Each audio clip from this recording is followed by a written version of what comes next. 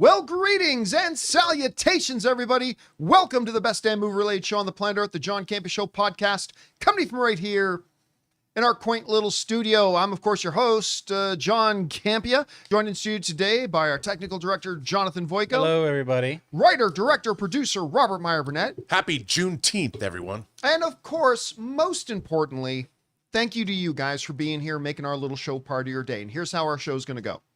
We're going to start off by talking about a number of topics we got lined up for you guys. Then in the second part of the show, that's when we take your live comments and questions. If you've got a thought, theory, opinion, question, or topic you'd like us to address, as long as we in the room deem it appropriate to be addressed on our show, we reserve the right not to answer it.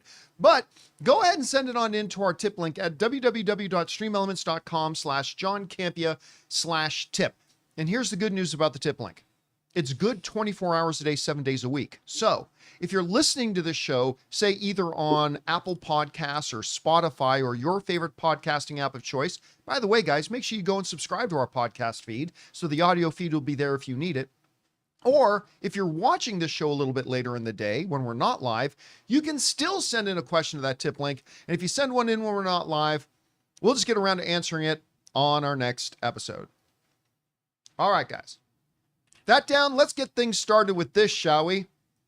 Boy, things blew up a little bit earlier today as I'm getting ready to do the show. I was getting ready to do the show, and all of a sudden I had a whole bunch of people start writing into me saying, John, did you see the news? Variety is confirming that Marvel has hired an X-Men director. And it's Jack Schaefer, the guy who directed Thunderbolts. I hope I'm pronouncing his name. Is it Jake Schaefer or Jack Schaefer? I think it's Jack. Anyway. Jake. Jake. It is Jake. And I'm like, really? Because I remember a couple months ago, there was talk that they were looking at him, that he was they were talking to him about possibly directing the X-Men movie. Yeah, he was circling. Of course, he directed Thunderbolts, which he did an amazing job on. Ensemble cast makes sense. He directed Beef, which won all kinds of Emmys. He was one of the directors on Star Wars Skeleton Crew. Yeah. Which I completely adored. Again, an ensemble cast. Mm-hmm. Wonderful job. So I go over to Variety. Here I am. I'm on Variety.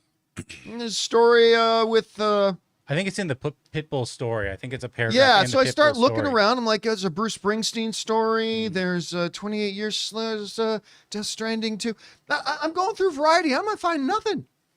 I went over to the Hollywood Reporter, found nothing. I went over to Deadline, found nothing. As of this moment, this is 11:14 a.m. Pacific Standard Time, LA time. There was nothing. But sure enough, somebody mentions, I said, where are you guys seeing this? I don't see it on Variety anywhere. And somebody said, well, New Rock Stars said it's on Variety. And I love New Rock Stars. So I'm like, well, okay, let me go. I'm sure they would have put a link. I go over to New Rock Stars Instagram account. They're saying Jake Schreier will officially direct the X-Men movie. He previously directed Thunderbolts again, and then they put via Variety. I'm like, oh, okay. So I go to Variety's Instagram page. Jonathan says, well, maybe it's just on Variety's Instagram. They haven't posted the story yet. I go to Variety's Instagram. Nothing. I go back to Variety again. Nothing. Here's where it all came from. Yesterday on Variety, and if like, I'm just going to tell you guys right now, if you've seen this now running all over social, they've officially hired an X-Men director. No, they haven't. No, they haven't. They will. They will. But they have not yet. So this is where all the confusion comes from. Yesterday, Variety posted an article around dinner time called Marvel Adds Fourth Possible Movie to 2028 Slate. We are going to talk about that a little bit later in the show, because that's a big story in and of itself, right? So somebody pointed me to this article. I'm like, this is about Marvel adding a fourth movie. This is nothing about Jake Schreier possibly directing X-Men. So I start reading it and reading it and reading it. Nothing, nothing, nothing, nothing, nothing, until I get to the last paragraph. In the last paragraph of a story about something else, it reads this. They're talking about what movie could be in 2028. Could it be Blade? Could it be a Fantastic Four? Then they mentioned Thunderbolts. Thunderbolts director Jake Schreier has been tapped to helm the MCU's first mutant movie, although many actors from Fox's X-Men movies in the 2000s, including Ian McKellen and Patrick Stewart, will appear in the documentary. That's it. Good enough for me. I want to remind you that just a few months ago, Variety literally made this a full headline when they were just looking at Jake Schreier. This is back in May 8th of this year. If Marvel had officially now made it official, they've now picked him. He's it. The headline on Deadline, Hollywood Reporter, Variety, coming soon, every site you can think of, the headline would be Marvel taps Thunderbolts director Jake Schreier to lead new X-Men movie. Mm-hmm. That would be the headline. It would not be this. Some little line buried in the final paragraph of a story about something else. Look, we have talked, Rob, we've had to do this before a number of times over the last couple of years, where like some little piece of information is seemingly revealed in a buried away paragraph that clearly would be a real big headline if it was real. And it was clearly just a matter of the writer either miswording it or not stating it properly. Guys, no, Marvel has not made it official that Jake Schreier has... And I get why our friends over at New Rockstars wrote that. I mean, It says right here, Jake Schreier has been tapped, right? I get why people looked at that and believe me, I'm not casting shade on anybody. I get it. But folks, this has happened before. It's happened many times before. We've had to have the same exact discussion before. If this were actually the thing, it would be the headline story on Variety, not some minor detail buried in paragraph 8 of another story. I would think they'd want clicks. So over at Variety. This is simply a situation where what's the name of the writer? Adam B. Very. Sounds like he's going to be a soul singer in the 1990s. But he's legit. He's a legit reporter. He is. He's absolutely legit. Yeah. But this is a situation, and obviously Variety, this is clearly a situation where in wrapping up a final little detail that's a throwaway detail as added color and context to a different story, was just probably thinking about the articles they wrote 2 months ago about the fact that they're looking at him. Yeah. If this was an official thing that Marvel was now announcing, it would not be buried in paragraph 8 as a throwaway line in an article about something else. It's likened unto today on Boston this evening, a new pet store opens on the corner of 6th and Sapphire. The store will offer many brands of food for your delightful little furry pets, and an alien invasion has started in Washington. No, is that true? The alien invasion starting in Washington would lead the news. It would not be about a pet store opening and feeding people. So anyway, guys, look, if you see, and by the way, Rob, to be clear, I believe there is a very good chance that Jake Schreier does end up being the director of X-Men, and I am all for his selection. I thought how he handled Thunderbolts, a bunch of throwaway B, C, and D level characters of Marvel or of Disney Plus shows, was masterful. I love what he did in Beef. He won Emmys for that. Yeah. I loved his sensibilities in Skeleton Crew. I think he's a great choice. Could it be somebody else? Could be somebody else. But I, for the record, think it's a very good chance he does end up being it. And maybe in the next 24 hours to the next 6 weeks, they do announce that he's the director, and I won't be surprised at all. But that hasn't happened yet. So anywhere you see them running, it's official, to let people know, no, it's not. It's being misinterpreted.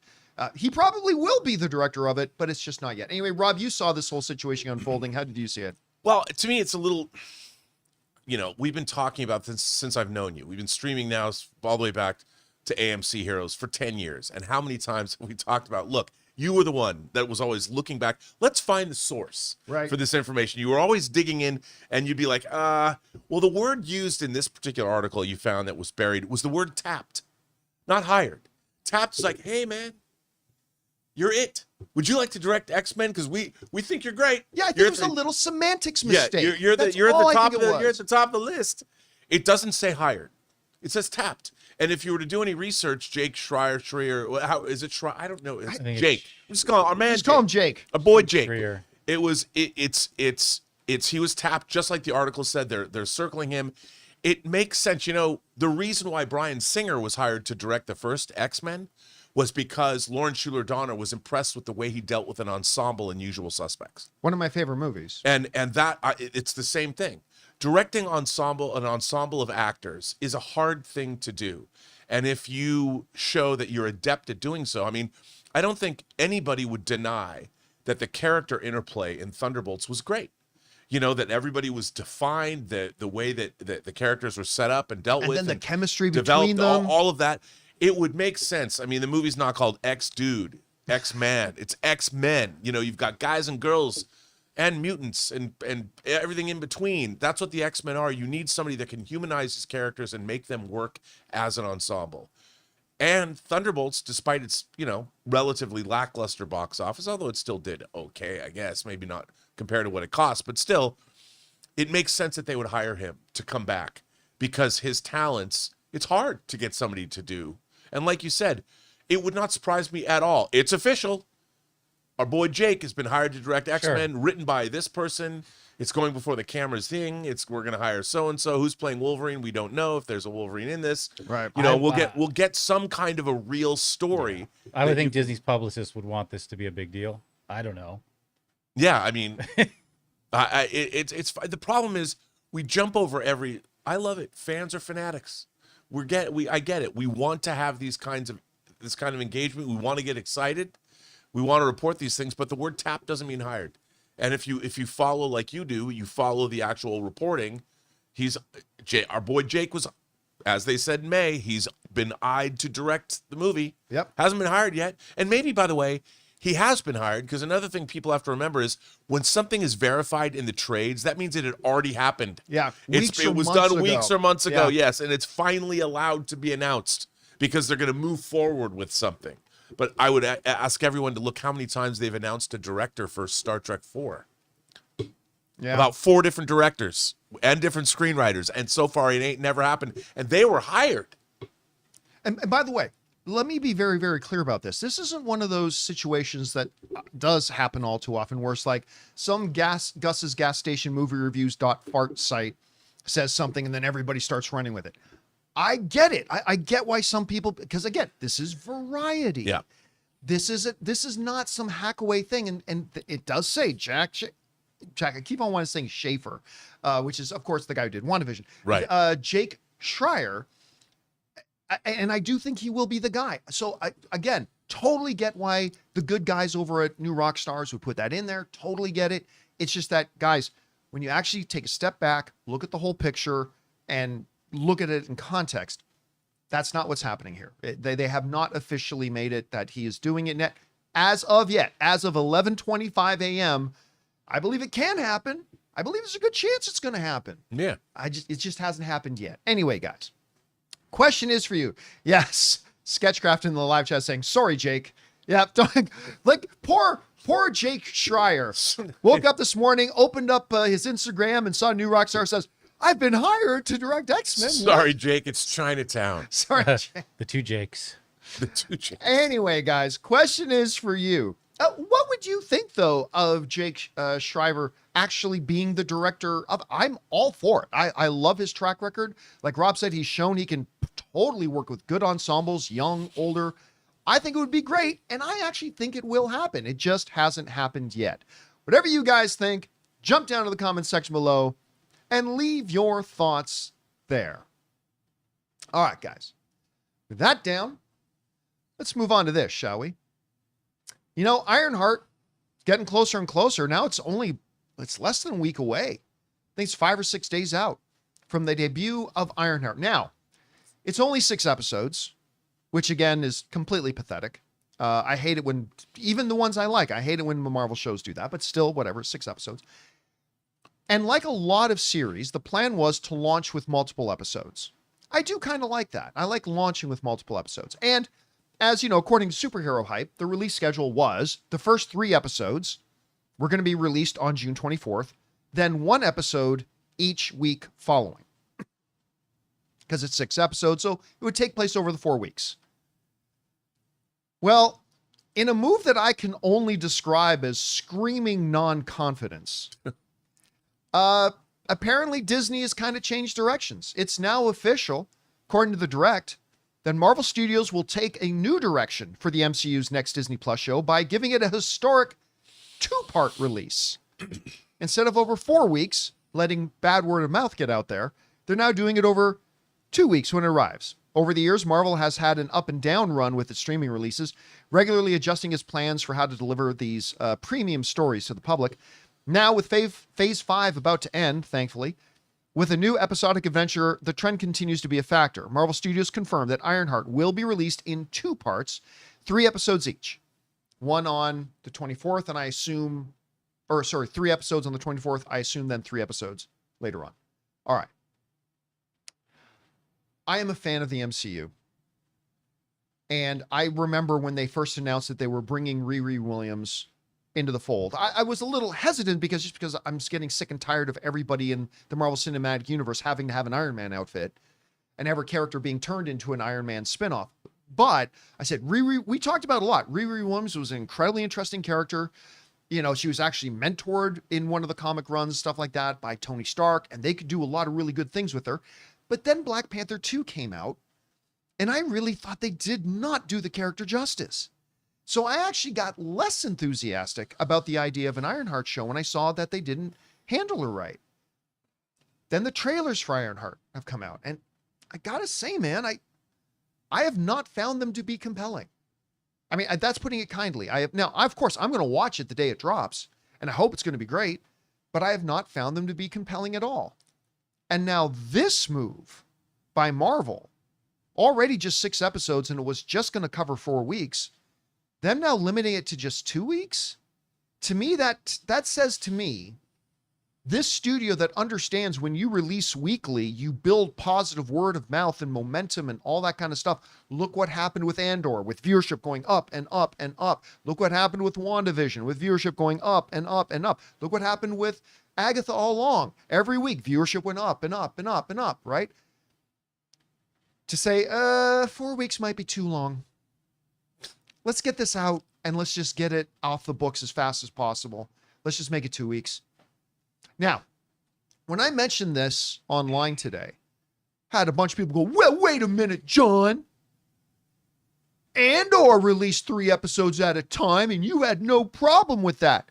Andor was 12 episodes, and each was a self-contained mini-story. Each 3 episodes represented 1 year in the events leading up to the Battle of Yavin, and It was designed that way. It was designed to be that way. That's not what this is. To me, this is screaming that Disney just wants to put this out. Because remember, they shot this like 2.5 years ago. They just want to get this out and then get it out. Out and out. Out to the public, out of the public. And again, I hope I'm wrong. I'm a Disney fan. I want to sit down and watch this, and I hope I love it. But nothing I have seen has kind of suggested to me that I will. And now nothing that Disney's in the way that Disney's handling it is suggesting to me that I will. Again, I'll leave all that baggage at the door when it drops on the 24th, Rob. I'm going to take all that, put it aside, hit play, sit back, and hopefully really enjoy it. And then we'll see what happens. But anyway, Rob, you see the move Marvel's just made with Ironheart. What's your takeaway from it? Well, first of all, I think Screaming Non-Confidence is going to be the name of my ska punk Taylor Swift cover band. Nice. But I would say that... I don't even know where that came from. Look. Shake it off, shake it off, da, da, shake it off, shake it off. Da, da. I can already hear it in my head. I know, right? It sounds like a good idea now. Although she's going to be in a lawsuit, you know, I don't want to. I'll stay away from Taylor Swift. I don't want to get my emails entangled with hers. But I think that I think this show looks beautifully photographed. I hated the armor. The Riri Williams armor in Wakanda Forever. And I liked Wakanda Forever. I really enjoyed the movie. Yeah, I didn't like it as much as you did. I know. I saw it like 3 times in the theater. But the fact that Hot Toys, that makes every armor they can in diecast for $400, did not make that armor as a figure, tells you something. And I think that this look, maybe this will surprise us, but screaming non-confidence is what this is projecting. And I feel bad. I mean, I feel bad for, because they had to do the same thing with Echo, kind of. They're dumping it, not realizing that it's not up to snuff. And I kind of feel bad for everybody. It looks like they tried. But you know what I don't like about this show? I don't like, and this is the character and it's right out of the comics, I don't like the combination of Iron Man armor and Doctor Strange mysticism. Just like I don't like the way the TVA has infected the MCU. I think they went way too far with the TVA, and it stops the universe from being... It's so weird to say this about the MCU when you have the Guardians of the Galaxy. You have Groot. In a world where Groot says, I am Groot, and everybody understands what that means depending on the inflection, to complain about the combination of mysticism and armor. But I'm going to do that, John. And I don't know. I just don't think that we needed this yet. Maybe I do lament the fact that we're not getting Armor Wars. I think that kind of would have been kind of cool. Yeah, because remember, that was originally going to be a series. Yeah. And then they said, nah. This is getting the movie treatment. Then they announced it was going to be a movie.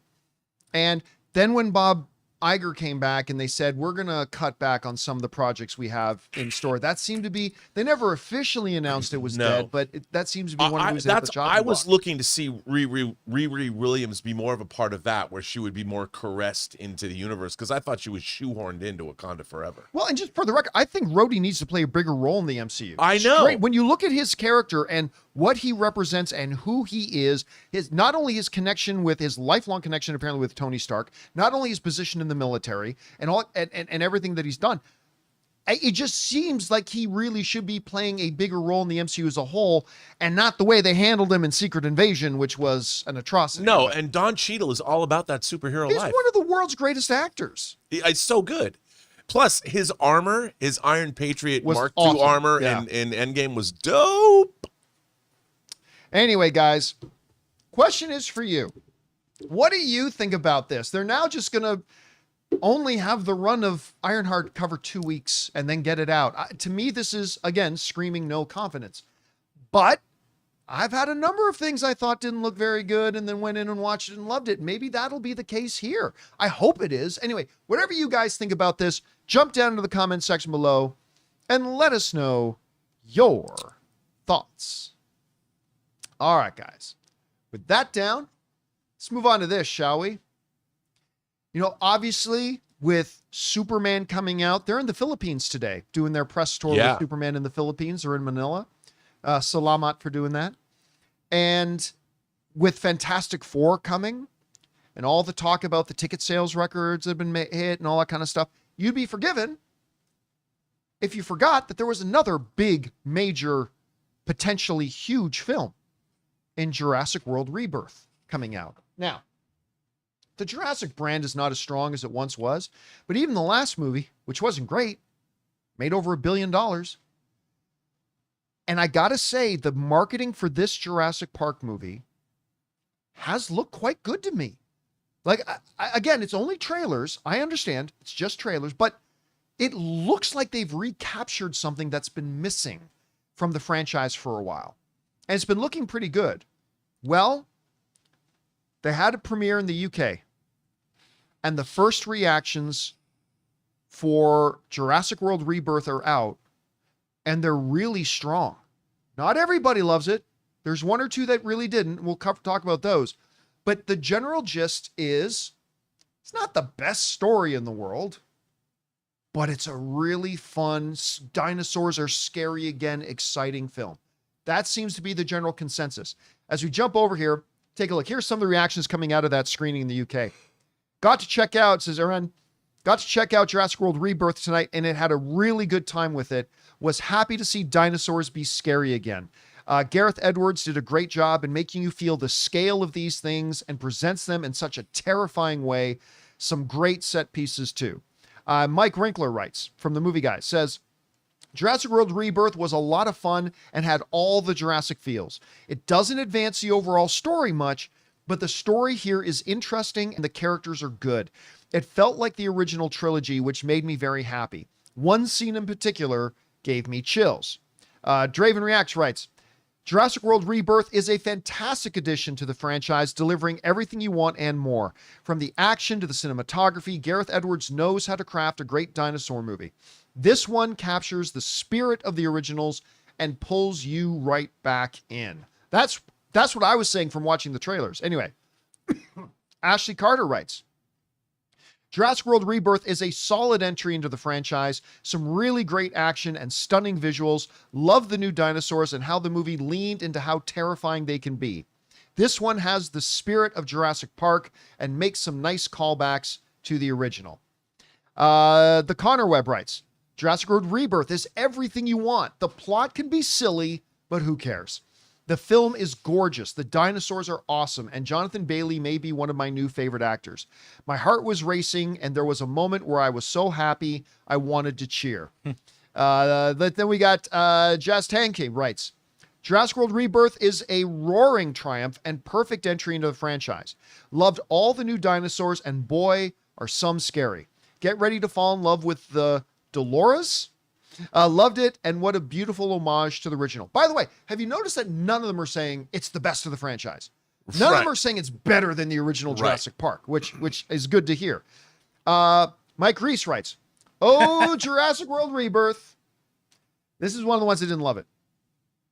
I'm going to need some time to sit with this one and really puzzle out my deeper thoughts. I've never heard deeper thoughts associated with a Jurassic movie, but puzzle out my deeper thoughts. But on the surface, I'm motivated to rewatch Jurassic Park 3 to see if I owe it an apology. Wow. That's funny, though. It is funny. That's funny. I like that. Barry Levitt writes, hugely impressed by Jurassic World Rebirth, a film that understands dinosaurs are both incredibly majestic and utterly terrifying.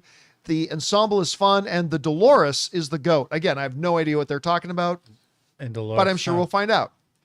Clayton Davis didn't like it. Welp, Jurassic World Rebirth is a movie. It has that going for it. It is, in fact, a movie. Juan De Jesus writes, big teeth deserve the big screen. What a worthy new addition to the franchise. Jurassic World Rebirth really made the dinosaurs scary again while adding depth to the new characters we meet at Jurassic World. Jake Hardwick writes, a Jurassic World Rebirth, loved it. Even Jonathan Bailey's American accent, TBF, not that I paid much attention to his lines.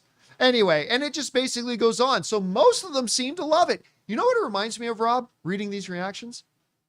It reminds me of the reviews we just read for F1. It like kind of in the same spirit. The action's incredible, the spectacle, the intensity. Yeah. Okay, maybe the story's a little silly. Maybe the story's a little thin. But the characters are great. The dynamics are great. The dinosaurs are great. Scary. Gets back to the spirit of the original Jurassic Park.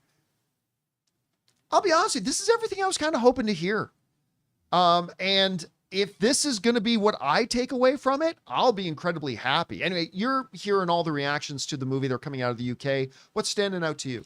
Well, when he says it doesn't advance the story much, I was really hoping that we were going to get the English Patient Jurassic Park movie. I wanted to see the ill-fated romance, the aloof Ralph Fiennes in the role, I want one of the young teen dinosaurs to develop a drug problem. I mean, I just, I hear that. Look, what have I been saying?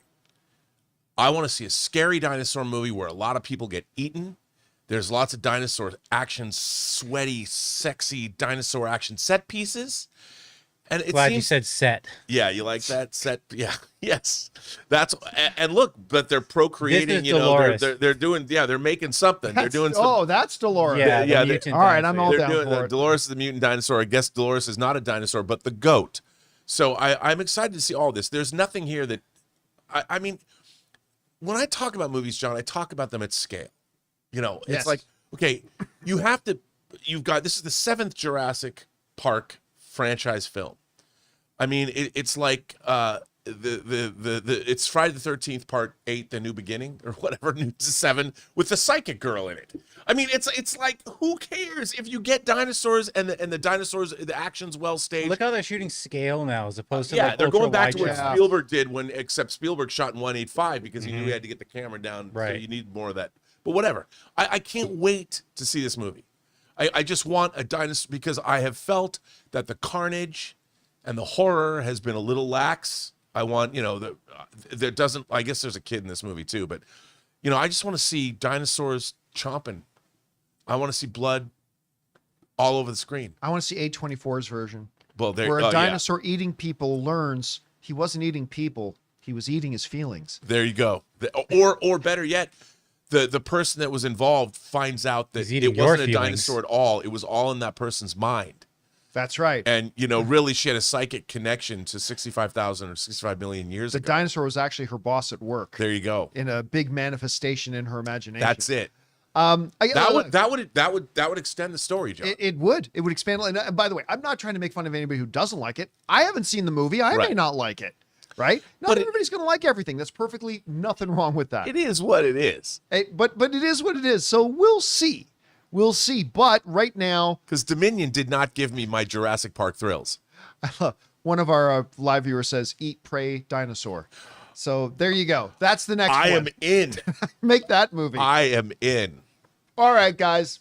Question is for you.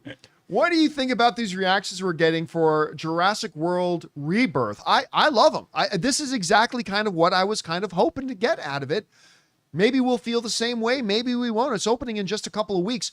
Whatever you guys take away from it, jump down to the comments section below and let us know your thoughts. All right, guys. With that down, let's talk about this. Dino Wears Prada.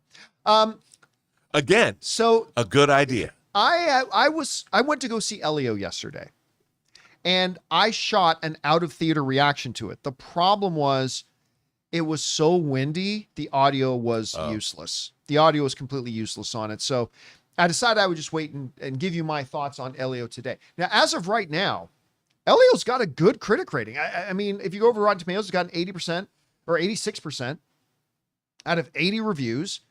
Not a lot of them are saying that it's one of Pixar's best, but they generally like it. How did I feel about Elio?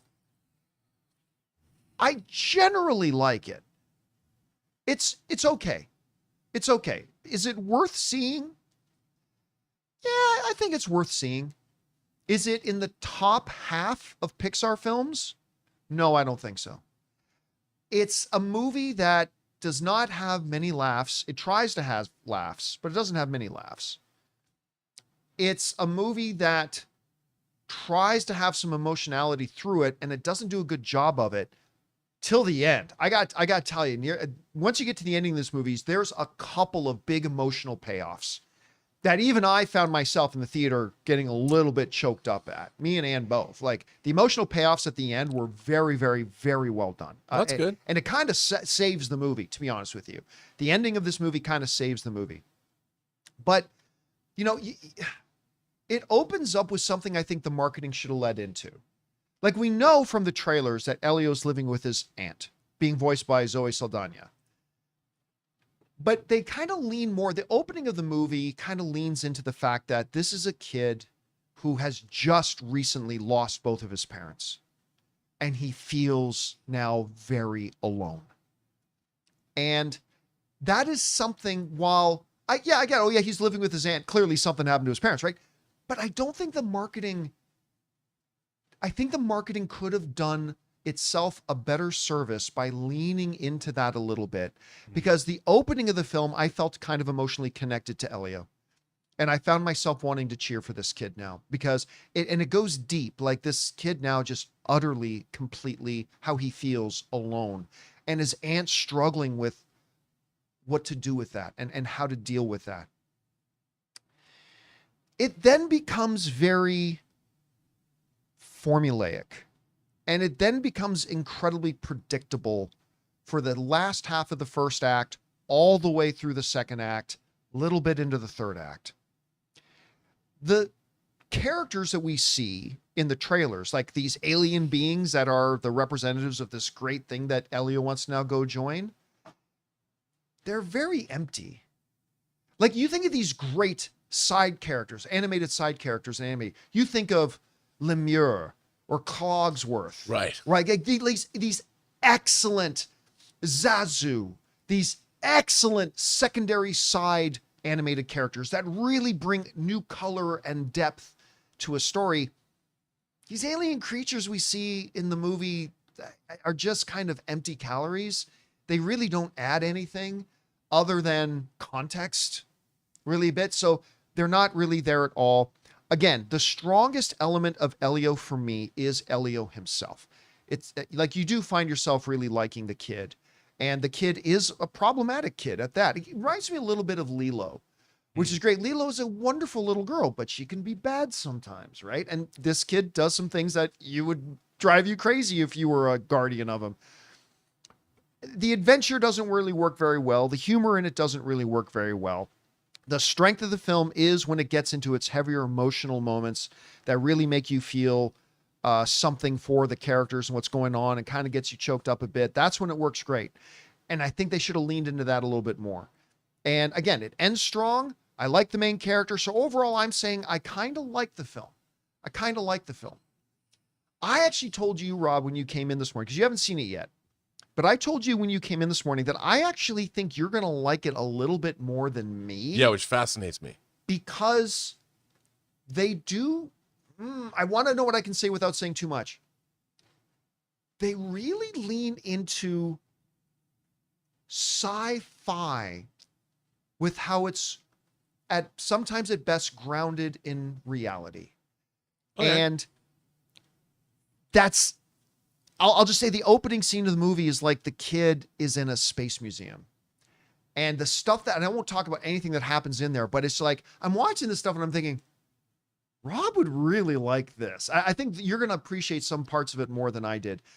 Anyway, overall, not a waste of a time. Sure. It definitely has its highlight moments. I'll never watch it again. I'm pleased that I saw it. Not going to plan on watching it. I don't think it's anything you need to rush out and go see. But if you did feel the urge to go see it, I also don't think you're wasting your time if you do. All right. Not one of their strongest, but it is what it is. Anyway, like, is anything I'm saying surprising you, or does that sound exactly like what you were expecting? No, it's look, I'm always fascinated, especially with a company like Pixar that has such a great legacy. If they make a film that's so, say, lesser than, I'm curious as about how did that go through their whole production process. But if you like it and you think it's, look, I'll watch anything with aliens in them. I mean, it's something to do with space. Someone's going into space. Someone wants to think about space. I'll watch a movie. If they're dealing with space, it doesn't matter. I'll watch that.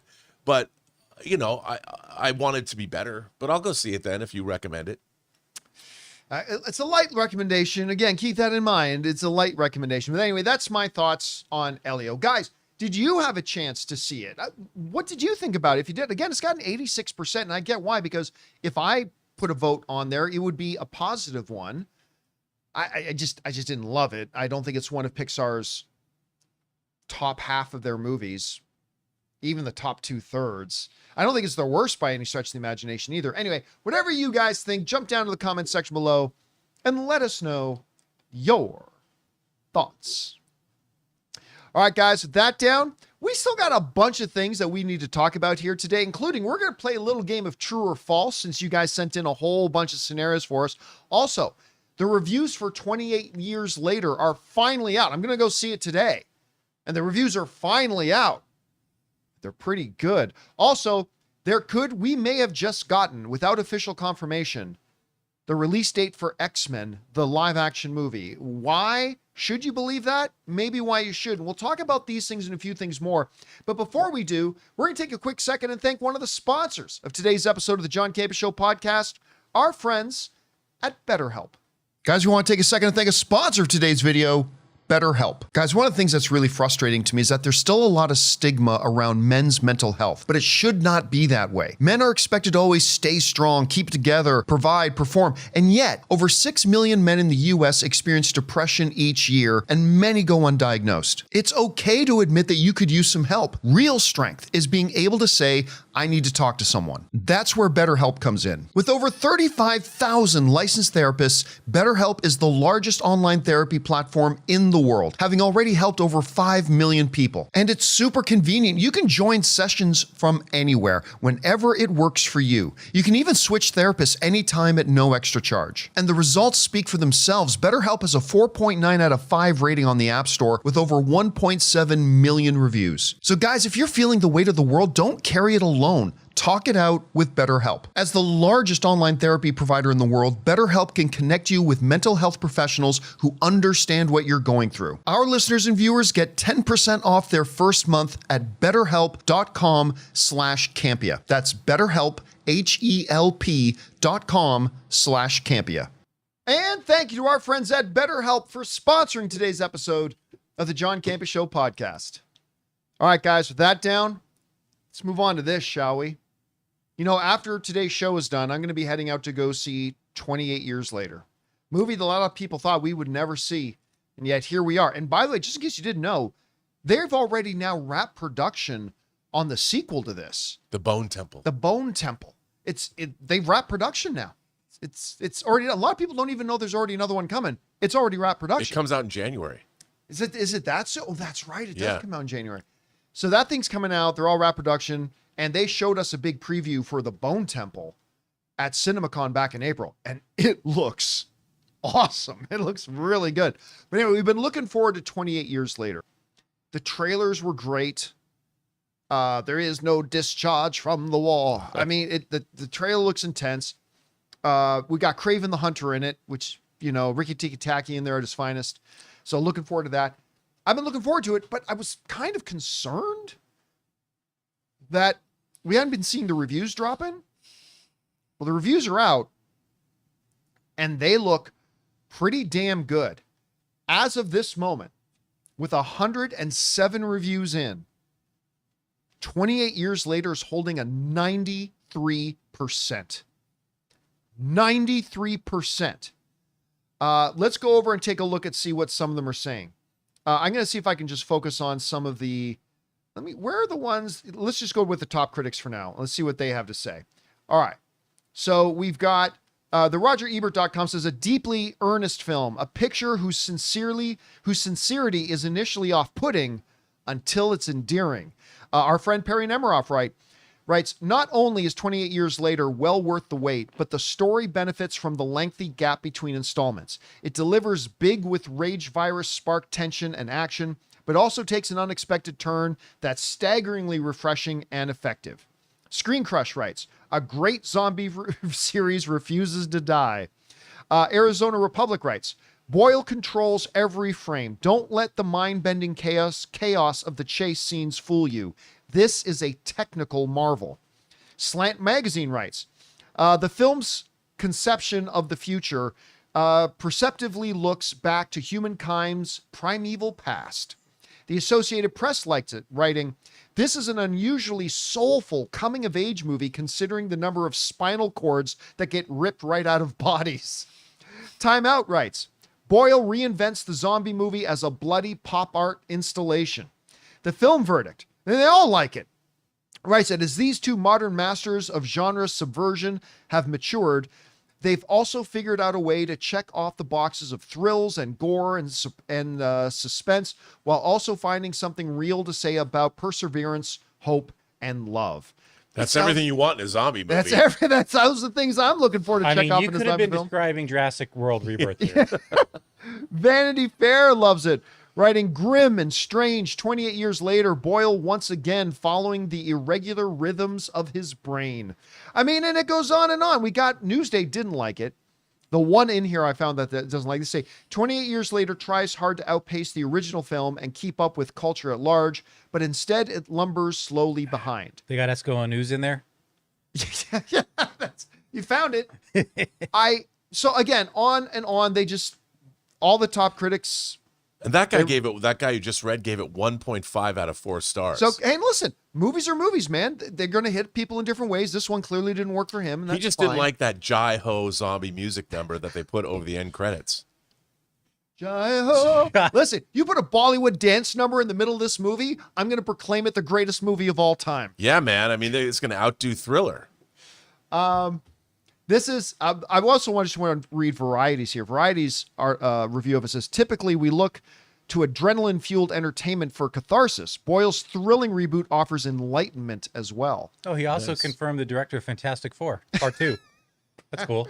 All in one swoop. Yeah. It's amazing. Listen, again, much like the reactions that we were hearing for Jurassic, this is exactly what I wanted to hear. Yeah. And listen, when it's Danny Boyle, you know it's going to be more than just a stereotypical zombie. Oh, I'm sorry, rage virus. It's a zombie film, guys. Like rage action, just brains being eaten. You know he's going to bring something else to the table. But it sounds like with all the top critics also loving it, saying like this is enlightenment and catharsis, and this actually says something while having adrenaline boosting thrills and gore and however many spines get ripped out of bodies. Rob, I love what I'm hearing here. Like, you're going to go see this later today as well. Yeah. What's your takeaway from these reviews? Well, it's exactly. I mean, the zombie genre has always been sort of social commentary, but it's nice to hear that he's doing something different. I'm fascinated by this. You know, I talked to my friend in distribution who wasn't so keen on it, but hearing this, and I've read some other reviews, it's intriguing to me. I mean, obviously, Danny Boyle's a world-class Academy Award caliber filmmaker, and I would watch this movie if there was a Jai-Ho-like dance number in it, because I'm sure it would be well done. But look, to see the horror genre imbued with respect, and we've been getting a lot of the horror genre has not been disappointing lately. I mean, we saw The Substance even be an Oscar-nominated film. We've got Bring Her Back now, and now having Danny Boyle revisiting this franchise that's 2 decades old. It's exciting, and I love seeing that this genre is being approached with some world-class filmmaking behind it. I mean, that's something I've loved my whole life. So what's not to love? Kudos to Alex Garland, who I also really love. You know, we just saw his Civil War that came out from A24 that I really liked, and of course, Warfare, which is the movie yeah, it was co-directed done with great intensity. And of course, I'm still freaked out by the penultimate episode of Devs. You know, so these guys are bringing the noise, and I can't wait to see it. Now, the production budget on this movie is a reported $75 million. They put about 50-ish, from what I understand, into marketing it, which means this thing needs to get somewhere around the neighborhood of about $200 million to break even. Seems very reasonable and reachable. I remember when they first announced this movie, and we talked about it on our show, and a lot of people saying this thing's going to have like $150 million opening and blah, blah. I'm like, really? Is it? Yeah, no. They're projecting right now about 30 million. Yeah. For an opening. Do you think that's where it's going to come in? Do you think they've done enough marketing of this film to get enough people out? I don't know. What do you? Well, look, the think? trailers are incredible, but even the trailers were upscale. You know, they were people are watching and going, what? And I think the thing that this has going against it is that the 28, what are we going to call this now? The 28 franchise? Yes. It's not 28 up. It's like Michael Apted's 28 up or whatever. But the 28 franchise, it's not like these were not perennials on cable or streaming lately. It was hard to see these movies. So it's not like the Final Destination Bloodlines story where, you know, that movie's killing it. This has things to overcome. And it is not for your typical high school audience, it sounds like. And even the first film, I love the first film. I mean, with Cillian Murphy. It's Killian. It's Killian, yeah. The waking up in London and wandering through, it was amazing how they got that stuff and done. And I really like the second one as well. So to me, this has always been a great upscale franchise that has a lot on its mind. So I'm hoping it'll capture the audience. But in the interim, we've had how many zombie shows? Yeah. You know, it's fighting the fact that the previous 2 movies have been little seen up until very recently, till the trailers for this dropped. And also the fact that the subject matter is well trodden ground now. But I hope it finds its audience. I hope because it's unique and we are getting it from 2 world-class filmmakers that it finds an audience. I want it to do really well, but it sounds to me like $30 million, $40 million is right around where it's going to do. Well, I know I'm looking forward to seeing it this afternoon, and keep your guys' eyes open because I will make sure I stand in a place that is blocking the wind, and I will do an out of theater reaction to this a little bit later today. Anyway, guys, are you looking forward to 28 years later? Maybe the trailers haven't worked for you. Have seen like this got like a 92, 93% in all the top critics are loving it. Is that changing your mind? Maybe it's not. Whatever you guys think, jump down to the comment section below and let us know your thoughts. Okay, guys. You know what we haven't done in a little while? we haven't played a game of true or false in a little bit. So that's what I thought we would do. A little bit earlier today, we jumped into our community post tab and we asked our viewers, hey, you guys have any true or false scenarios for us? I think Jonathan's got 5 or 6 of them for us here. So, Jonathan, what do we got? First up, Roberto Gonzalez says, Rob, true or false, will Henry Cavill be unmasked as Ultraman? False. I mean, if Henry Cavill's, unless you know something I don't know, I think if Henry Cavill was unmasked as Ultraman, it would break the fourth wall. That's a fourth wall breaking moment. Yeah. Now, I'm going to go with you on this. I think this is false. I mean, look, could I see Henry Cavill at some point playing a role in the new DCU? James Gunn is clearly a fan. That could happen. It absolutely could happen. But to have him be unmasked as Ultraman, who is in many ways a variant of Superman, in some situations a clone of Superman, whatever, it's too much of a shtick. Yeah. That's too much of a gimmick. In a movie that's already full of them. Yeah. Well, In-universe also, gimmicks. It's a movie that's now trying. It's the first movie of a brand new cinematic universe that's going to be trying to establish its own identity. To suddenly throw in a DCEU reference with Henry Cavill himself there, that's just going to be a big distraction. Mm-hmm. It's not going to add to the movie. It's going to, if anything, it'll just pull everybody out of the movie. So could I see Henry Cavill in there somewhere, someday in some role? Yeah.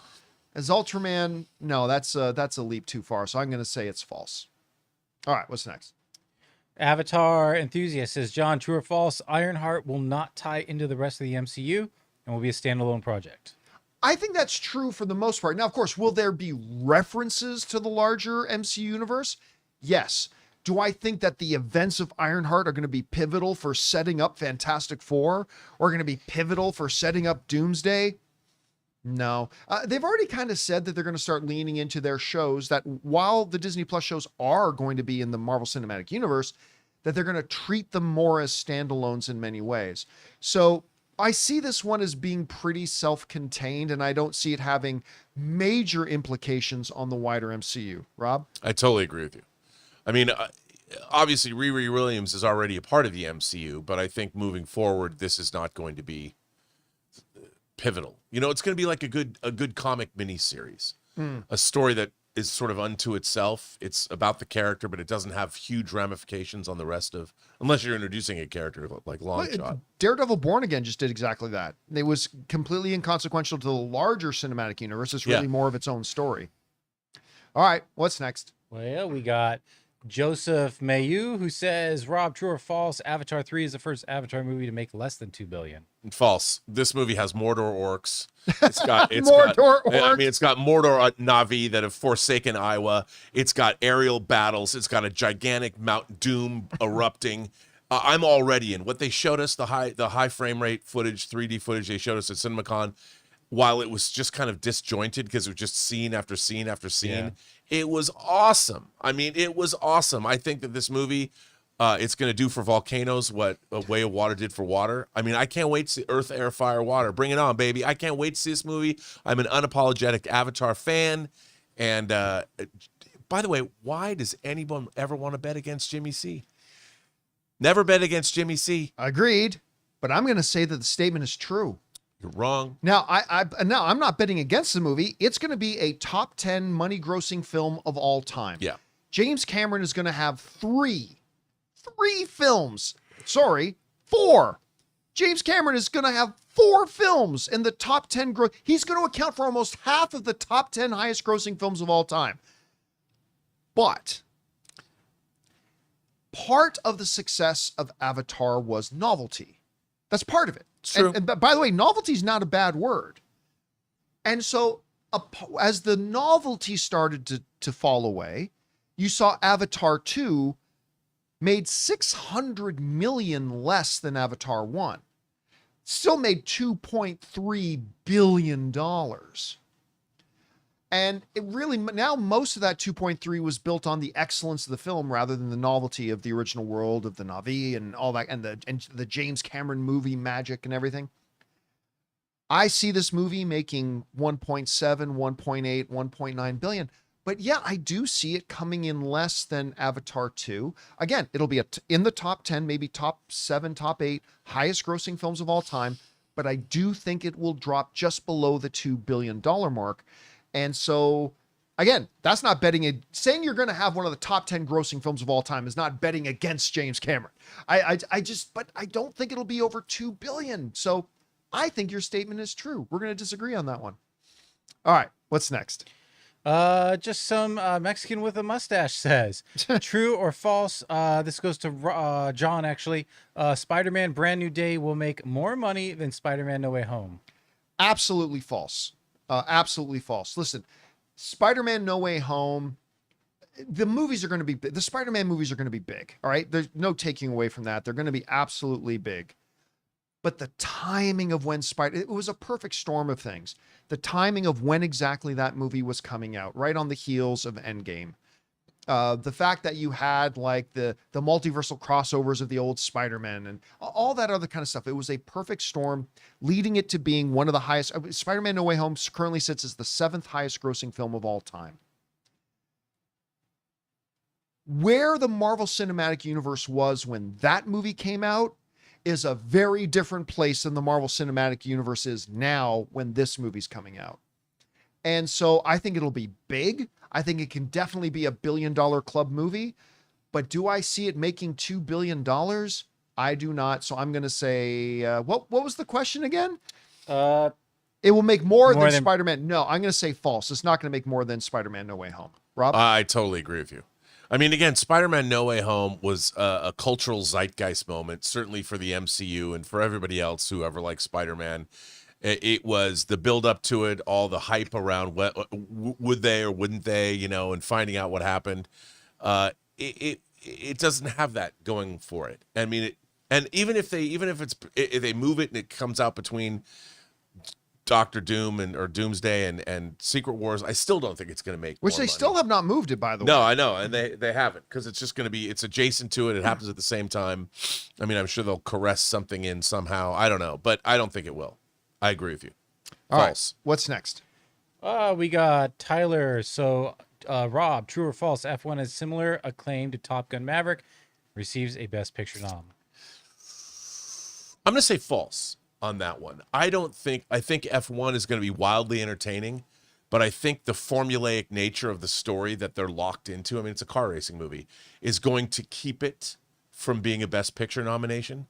I think it'll get technical awards. Certainly. I'm sure it'll probably win sound design and maybe costumes or something, but I don't think that it's going to be nominated for Best Picture. Yeah, I'm also going to say false. And listen, this movie could be better than Top Gun Maverick, and I would still say it's false. Yeah. If Top Gun Maverick were to come out again today, it would not get nominated for Best Picture. Nobody disagrees. The strength of and I am saying this as a Top Gun Maverick lover. Nobody loves it for its great narrative and its deep storylines. No. It's a little thin on that side, but the theatrical experience they created with that movie was just this big picture experience that people just loved watching, like us. And it was great. And I think also because we had never really seen anything quite like it. And so it ended up getting a Best Picture nomination. And I have no arguments with that. But it's been done. Yeah, and in addition to that, Top Gun Maverick might be the greatest piece of cinematic nostalgia ever made. Yeah. Yep. Ever made. Yep. And it worked on so many. If you grew up with Top Gun, as we all did, I saw it in the theater, obviously, for the first time originally, the scene with Val Kilmer coming back and that scene between him and Tom Cruise. I mean, people talk about nostalgia bait and all that. Top Gun Maverick was But that's a legitimate tool in filmmakers. There's 100%. nothing wrong with using nostalgia. But that means it's done poorly. Top Gun Maverick was peak, brilliant, 100% nostalgia. Now, if they make the English Patient Jurassic Park movie, that might get nominated for Best Picture.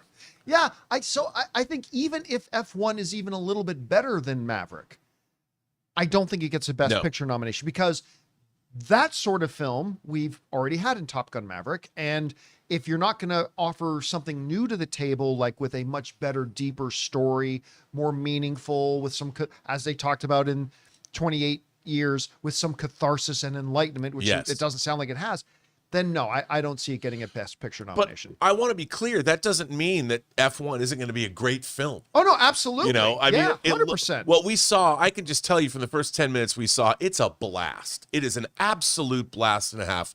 But also from those 10 minutes, I can tell you it's not a Best Picture. Yeah, you know what? I'll go. I'm piggybacking on something one of our live viewers just said in the live chat. Adam Hayes says 28 years later could get a Best Picture nomination. Listen, from what we're hearing from 28 years later, I would actually. I'm not saying 28 years later will get a Best Picture nomination, but if I had to guess today, I would guess 28 years later would get a Best Picture nomination before F1. Again, not saying that I'm not expecting F1 to be fabulous, but I would agree with you because look, I mean, F1 has got everything going for it. It's got Jerry Bruckheimer producing, Kaczynski directing, you got Brad Pitt, total star power. But it's also designed to be, it's a theme park ride. You know, it's a big, burly, loud, fun entertainment. Yeah. Whereas you've got Danny Boyle and you've got Alex Garland who are cerebral. So they'll make great entertaining movies. Look, they made a great science fiction movie. The last time they worked together, they haven't worked together since Sunshine. Now, Sunshine, I thought it's not perfect. You know, the end gets a little weird, but it's a high-minded, thoughtful film, even though it borrows some Tarkovsky and things like that. But still, it's the difference, like you said. 28 days later or 28 years later, it has things going on in the storyline that are more relevant or resonant to Best Picture voters. Yeah, the kind of movie that people expect.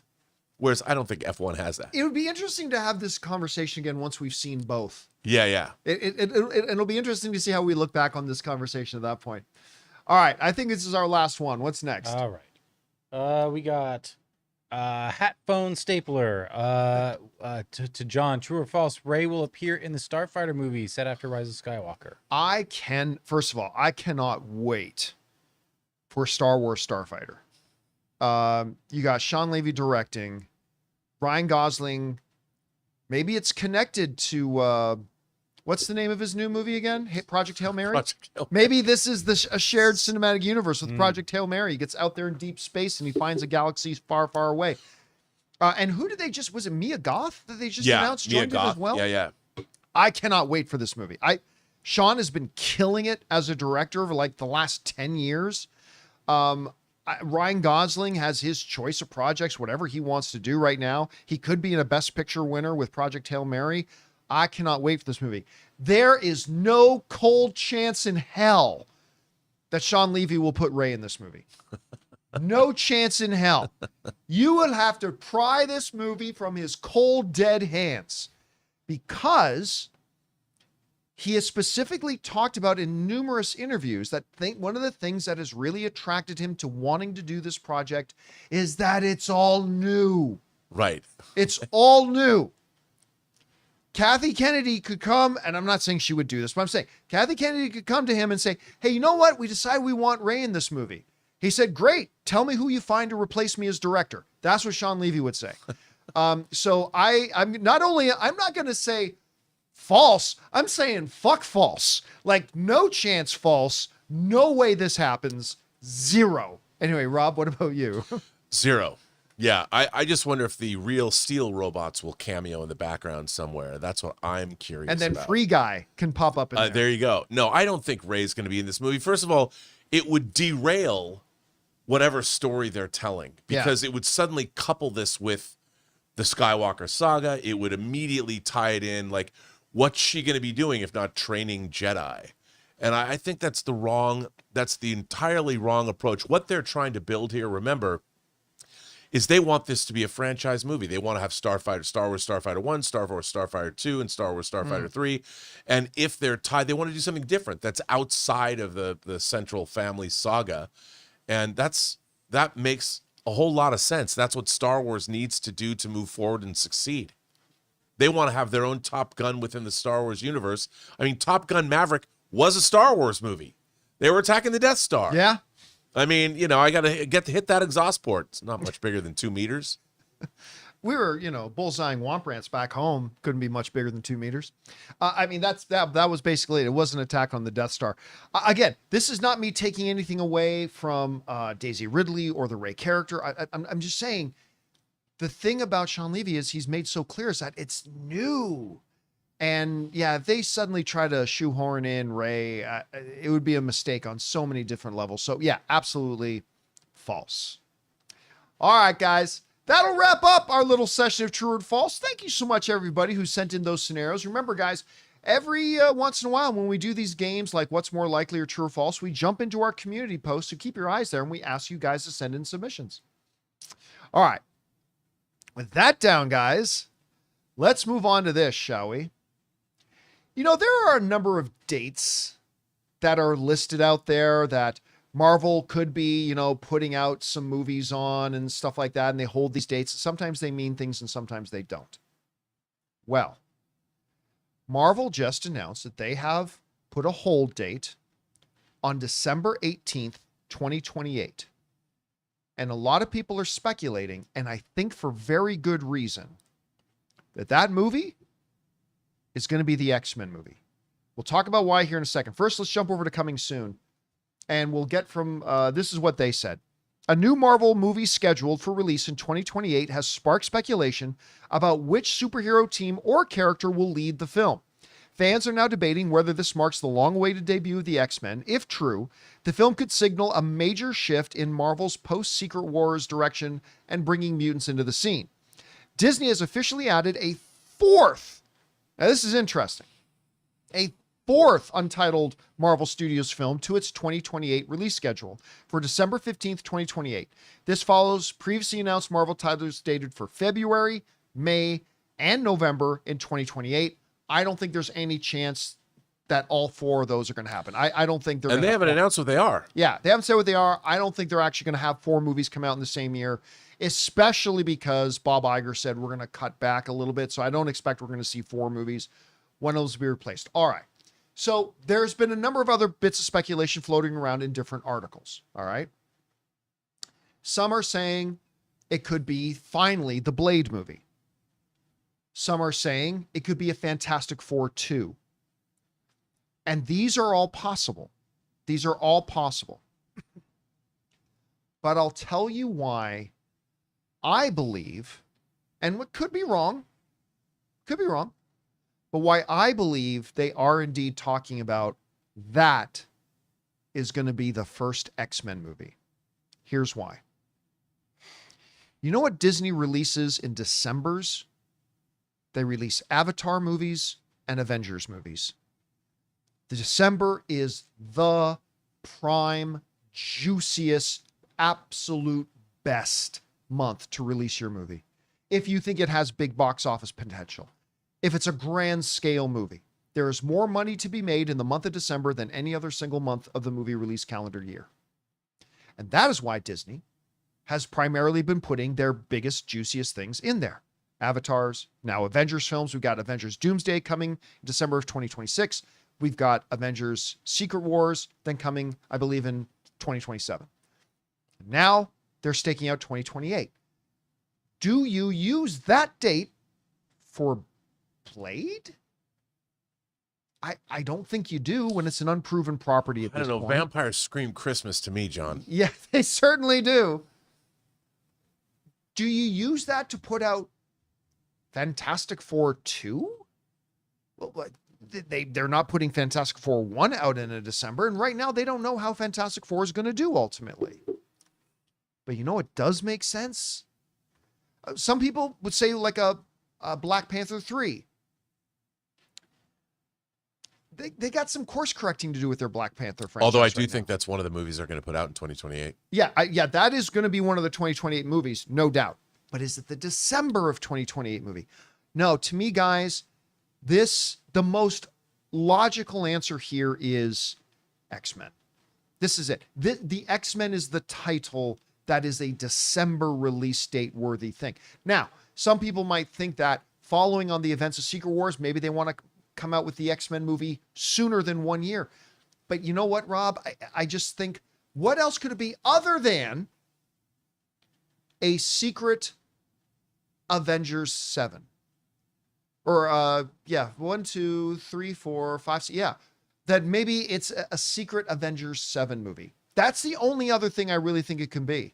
It's either an Avengers 7 movie, but I think the most likely scenario here, given everything that's going on, I think they're looking at Christmases of 2028 as that is when the new X-Men hit. And the X-Men is the kind of title and the way they want to position X-Men in this Marvel Cinematic Universe.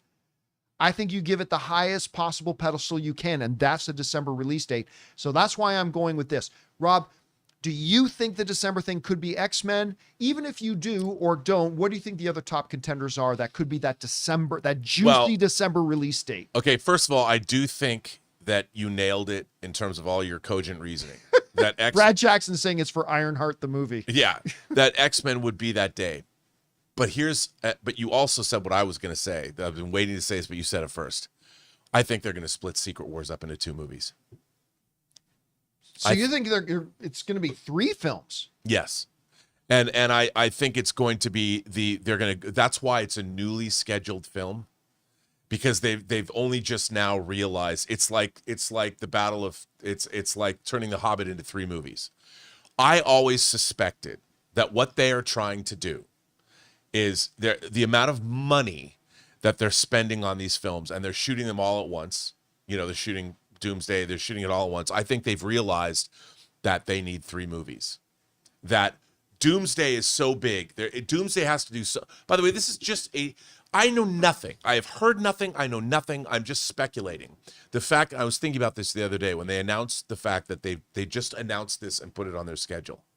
I think they were planning this. They were keeping it as a contingency, and they've now realized in terms of where they're at in production, they probably have been, these scripts are very iterative, and they've realized that Secret Wars and what they are trying to do with all of these characters and how they're going to position themselves, they've realized that they had too much story to cram into these 2 movies, and they needed a 3rd film. So I honestly believe that it is Secret Wars 2, also because they're going to bring back David Hasselhoff and have him play the Beyonder. No, I'm kidding. Don't run with that. Do not run with that. They're not going to do that. John Campea Show said they're not going to do that with the white suit. But I do think that Secret Wars 2. How cool is that? Okay. While I completely agree with how cool is that, I still think it's going to be an X-Men. Here's my biggest. Oh, but you still think it's going to be X-Men? Okay. Here's because they got 3 other movies that would preclude them unless they have nothing to do with this gigantic event. Here's the problem with that, with December 2028 being a split off version of Secret Wars 2. The biggest problem with it, and I think this actually kills it, is it means all of your plans now get pushed by another entire year. Anything that was supposed to start coming in out of the gate after Secret Wars in December of 2027, now you have to, if you're not actually ending Secret Wars now till December 2028, you are now taking all the stuff you were planning, and now you got to push all those things another full year, with the launching of the X-Men. That's the one thing I see working against this. Well, hey, okay. Remember, on this channel, you know, when I talked to the costume designer, our Academy Award winning, she was on Designing Hollywood, which you guys should watch on our channel here. She explained the Blade movie was a period piece. Yeah. Took place in the 20s. And then Ruth Carter went on and did Sinners.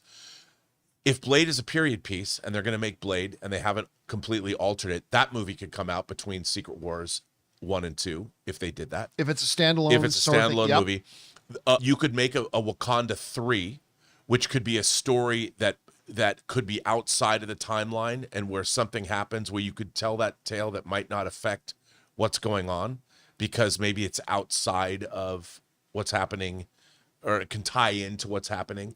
And there could be another movie. I could see them making films that could exist within that period of time, and because they could all end with something that builds up to the second Secret Wars film. They could build something into it. So I think it's a possibility.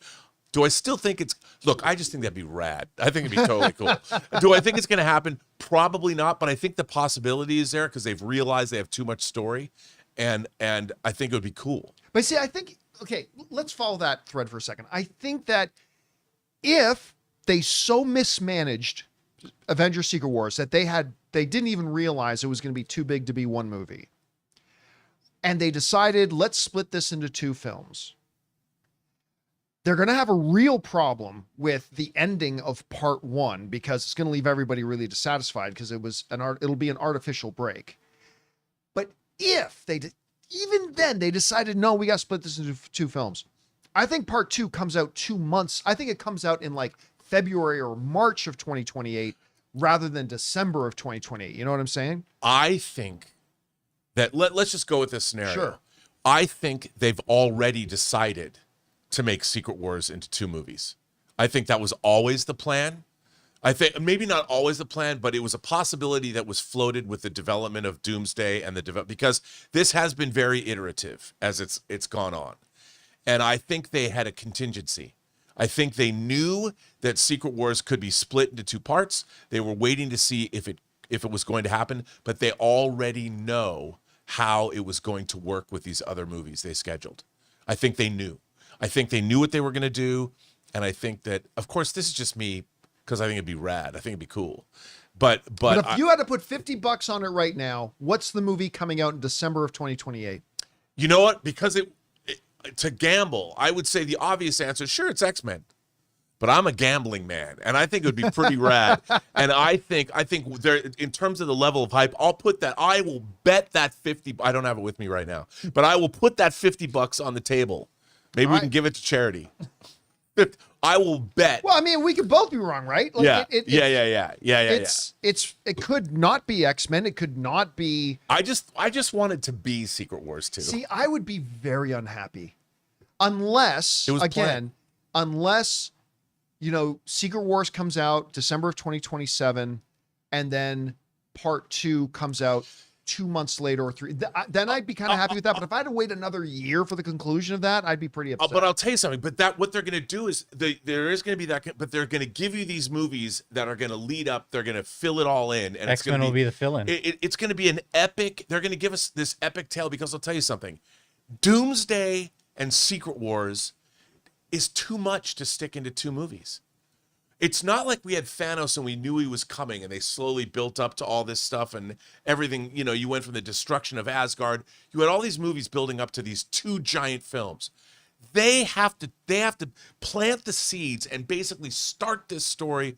They have to do all the work in Avengers Doomsday that they spent the entire first 20 movies of the Infinity Saga to set up.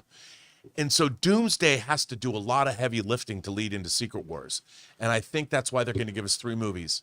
And it's going to be the ultimate trilogy. And that's why Kevin Feige's going to retire after that. He's going to leave. I'll tell you what he's going to do. He's going to leave Marvel after Secret Wars 2 comes out, and he's going to go save Star Trek. I've heard some people say that you can't do Secret Wars in 1 movie. And I've gone back and revisited it. Yeah, you can. Well, the old Secret Wars, especially if you kind of do it over 2 movies with Doomsday kind of taking over part of the Secret Wars story, and that leads into Secret Wars. But the Hickman 2015 Secret Wars is huge. Yeah, it is huge. But remember I remember going back. This is pre-Twitter, but back in the day when Peter Jackson's Lord of the Rings movies were coming, right? And people saying you simply cannot do Return of the King in 1 movie. You can't do it. That movie is so massive. That's a 500-page book. You would need blah blah, and they do it. And I think. But the extended version is over 4 hours long. But well, yes, when you do that, but the Academy Award-winning version was just over 3 hours long. Yeah. But I mean, I think you can do it. But again, the big drawback though is, again, if the December of 2028 was a part 2 of Secret Wars, now you're pushing off the introduction of the X-Men another year. And I don't know that they're willing to do that. Look, all I can say is that if you could get a third, because they could amortize the costs. The thing is, Secret Wars is huge anyway. They're already shooting it. And if it's like Battle of the 5 Armies, when they were going to make 2 Hobbit movies, and then they decided midstream to make 3. Which by the way, just not for nothing, that was a huge mistake on their part. That did not work out so well for them. Box office wise, though, the box office they made a lot of money. But not as much money. No. But I do think that in the case of this, All right. Because the Beyonder, man. The Beyonder. Secret Wars 2. The Hoff is coming, guys. Whoever that character was that he played in that Guardians of the Galaxy music video. That was him the whole time. Yeah. Wow. Yeah, that's right. He was there the See, whole time. there it is. He's because he's now grizzled enough. I mean, it'll be great because he'll show up playing a symbiote or a variant of Nick Fury? Yeah, Yep. and Yeah. then he reveals himself to be the Beyonder. And by the way, for those, some of you may not know, David Hasselhoff did play Nick Fury once. We're not joking. No. Like, he did. Anyway, guys, question is for you. What do you think about this? This isn't just another whole date. This is a December date. These are the biggest, juiciest, most choice release dates to have, and they're putting it in there. I mean, do you agree with us? Or we're saying it's not just going to be some standalone. It's not going to be a Blade movie. It's not going to be Fantastic Four 2. I'm thinking it is going to be X-Men. Rob is thinking it could be Secret Wars Part 2. Part 2. Part 2. Like, you know, 2 Secret, 2 Wars. It's coming, guys. Whatever you guys think, jump down into the comment section below and let us know your 2 Secret, 2 Wars. Man, I'm going to call it that from now on. That's My the non-existent thing. Avengers sequel. All right, guys, it's now that time of day that we move on and do the most important stuff, which is, of course, taking your live comments and questions. But before we do, bid adieu, too good, too goodbye to Robert Meyer Burnett. Great job as always, my man. I'll talk to you tomorrow. All right, I'll see you all later. And now, before we get to your questions, we're going to take another quick moment and thank another sponsor of today's episode of the John Campea Show podcast, our friends at Stitch Fix. We want to take a second to thank a sponsor of today's video, Stitch Fix. Guys, you know I love movies, but you also know I have absolutely no fashion sense, and I absolutely hate shopping for my clothes. But thankfully, I have found a better way. Stitch Fix online personal styling makes it easy. With Stitch Fix, I get a stylist who understands my style, size, and budget, and they do all the shopping for me. Because look, shopping and figuring out style can be overwhelming, especially for somebody like me. When it comes to getting dressed, I don't even know where to start, to be honest. That's why I love having a Stitch Fix stylist. They really know what works for me. I get pieces that make me look great, and it's a real confidence boost. You just give your stylist your size, style, and budget preferences. You get to order boxes when you want and how you want, no subscription required. They send you personalized pieces, and the fit is always on point. No stores, no crowds, no stress. Just personalized looks that you will love. So guys, make style easy. Get started today at stitchfix.com/Campea. That's stitchfix.com/Campea. And thank you to our friends at Stitch Fix for sponsoring today's episode of the John Campea Show podcast. All right, guys, with that down, let's get on to the important stuff here, shall we? Your topics and observations and questions. Jonathan, what we got up first? Matt Yellows says, hey, John, yesterday's conversation on Batman had me thinking, do you think that the DCU Batman should have a similar feel to Kratos in the new God of War games? I think that would work well with Damian learning under him and unlearning the Al Ghul ways. Thanks. Well, I mean, you know, it's funny because there's a Hollywood producer who actually texted me last night about our Batman conversation. We were talking about the nature of the way Batman could be and stuff like that. The thing about the Kratos the Kratos comparison is that that's a little too dour. I think even for Batman, like 7 words come out of Kratos's mouth, and 5 of those 7 words are boy, boy. That's about it. He's not a real big conversationalist. So I think that, yeah, the Kratos comparison might be a little too heavy and dark. So, you know, James Gunn was saying yesterday that he wants to make sure there's still he doesn't want a funny, campy Batman, but he doesn't want it to be too similar to Pattinson's. So I would say this, if you had, say, something like Pattinson's Batman all the way here, and a more lighthearted Batman over here, I think James Gunn's Batman is going to be here. Not here, not here. If Pattinson's here, I think his Batman will be about here. Kratos is over here. So yeah, I don't think I would be comparing him to the Kratos thing. All right, what's next? Anonymous says, I think Pattinson can be done well in the DCU, but I would also think it's a really desperate, panicky move that compromises everyone's vision.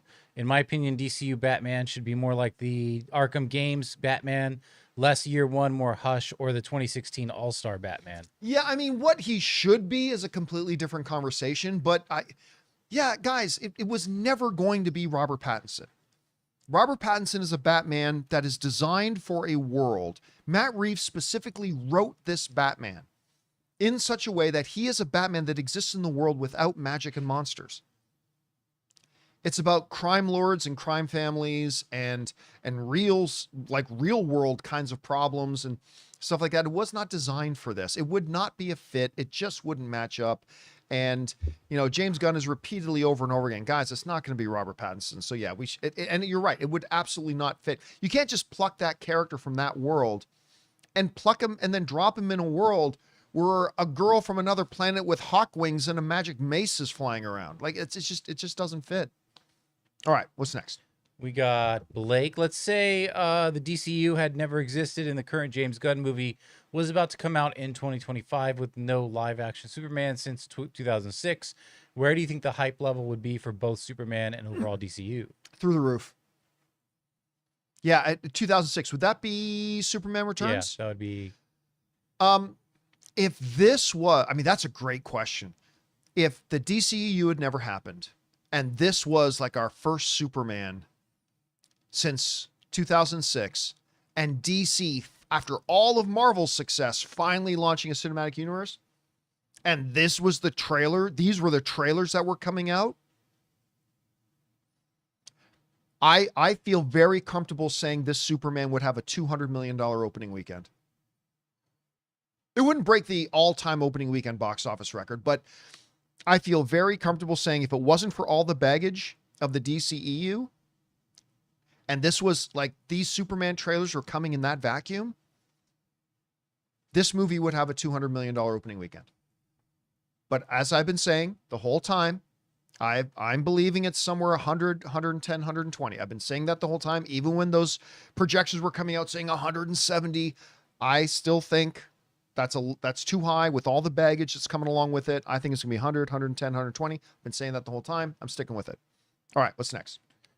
Blake says with a follow-up, I'm not usually like this. I think Man of Steel is one of the top, the 10 best comic book films of all time, but the Snyder cult lunatics have driven me to a point where I hope Superman makes $5 billion just to taste their tears. I might see it 10 times out of spite.